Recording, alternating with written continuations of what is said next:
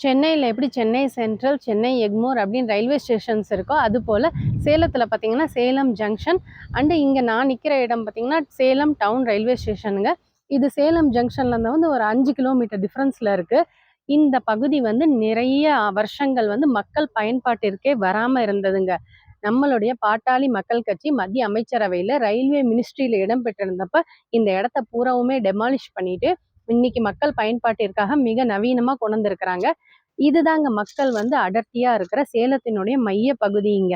இங்க இருந்து பார்த்தீங்கன்னா, இந்த சேலம் டவுன் ரயில்வே ஸ்டேஷன்ல இருந்து தினசரி வந்து சென்னை, விருதாச்சலம், மேட்டூர், காரைக்கால், அப்புறம் பெங்களூர் அப்படின்னு தினசரி ட்ரெயின்கள் போயிட்டு இருக்குங்க. ரொம்ப யூஸ்ஃபுல்லாவும் இருக்குங்க.